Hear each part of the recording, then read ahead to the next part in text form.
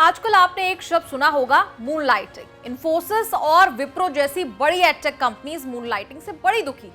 ये किसी मून यानी चांद या चांद की रोशनी का इससे कोई संबंध नहीं। इनफैक्ट इसका लेना देना ऑफिस के काम कर रहे एम्प्लॉइज से है। चलिए आपको बताते हैं पूरा मामला है क्या। आप देख रहे हैं न्यूज तक, मैं हूं Nidhi Taneja. Popular IT companies Infosys के एचआर डिपार्टमेंट ने हाल ही में अपने एम्प्लॉइज को एक मेल भेजकर कहा, no two timing, no moonlighting.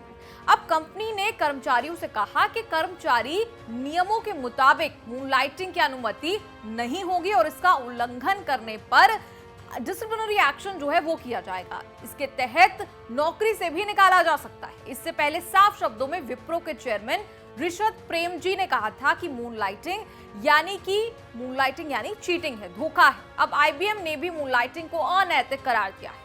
अब एम्प्लॉइज ऐसी कौन सी चीटिंग कर रहे हैं जिससे ये कंपनीज जो हैं वो दुखी हैं? आपको ये तो पता ही होगा कि आज के दौर में खास तौर पर वर्क फ्रॉम होम के चलते लोग अपनी फुल टाइम जॉब के अलावा भी कुछ साइड जॉब्स जो है, पार्ट टाइम जॉब्स जो है वो करते हैं। एक्स्ट्रा इनकम के लिए एम्प्लॉइज काम करते हैं। हो सकता है आप भी कर रहे हो।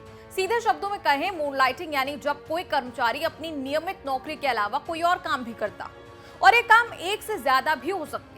आईटी क्षेत्र में ही नहीं बल्कि अलग अलग क्षेत्रों में भी लोग नौकरी के अलावा आमदनी बढ़ाने के लिए दूसरे काम करते हैं। इसे हम लोग आम बोलचाल में फ्रीलांसिंग भी कहते हैं। इसे मूनलाइटिंग इसीलिए कहा जाता है क्योंकि आमतौर पर लोग दिन में 8 से 9 घंटे अपने मेन काम करते हैं, मेन जॉब करते हैं और रात को अपना दूसरा काम यानी कि साइड जॉब्स फ्रीलांसिंग करते हैं। हालांकि दूसरे काम के लिए कोई तय वक्त नहीं होता और देखा जाए तो जो लोग रात की शिफ्ट करते हैं वो दोपहर के समय में दूसरा काम यानी साइड जॉब भी करते हैं। और जॉब यहाँ पर कोई भी हो सकती है। जैसे हम देखते हैं एक्स्ट्रा इनकम के लिए कोई दिन में कहीं पढ़ाता है तो रात में वो डिलीवरी बॉय बन जाता है, तो कोई वेटर बन जाता है।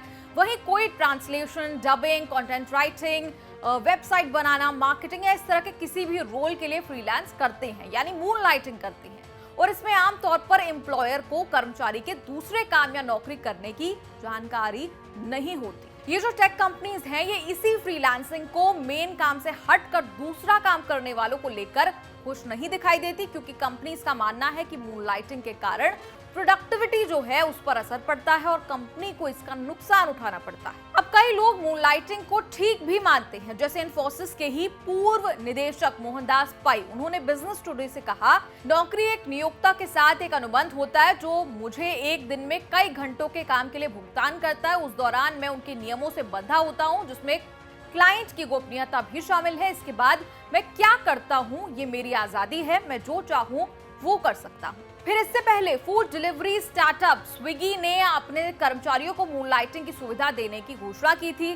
स्विगी ने कहा कि दफ्तर के काम के घंटों के अलावा या हफ्ते के अंत में कर्मचारी प्रोडक्टिविटी को प्रभावित किए बिना, हितों के टकराव के बिना कोई भी प्रोजेक्ट या एक्टिविटी जो है वो कर सकते हैं। वैसे तो भारत में मूनलाइटिंग को लेकर कोई तय नियम नहीं है, लेकिन कंपनियां अपने कॉन्ट्रैक्ट में इससे जुड़े नियम और शर्तें रखती है। कई कंपनीज कॉन्ट्रैक्ट में इसकी इजाजत नहीं देती तो कुछ कंपनियां शर्तों के साथ परमिशन देती है। इसके तहत हितों का टकराव ना होना, कंपनी के काम के घंटों में दूसरे काम को समय ना देना और गोपनीयता जैसी शर्तें रखी जाती है।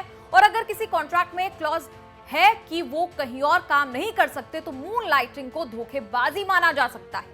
वैसे आजकल ज्यादातर जॉब कॉन्ट्रैक्ट्स में ये शर्त होती ही है। वैसे इस पर आपका क्या कहना है? मूनलाइटिंग करना सही है या गलत? आपकी आजादी का विषय है या कंपनी के साथ धोखा? कमेंट्स में लिखकर जरूर बताएं और देखते रहिए न्यूज तक।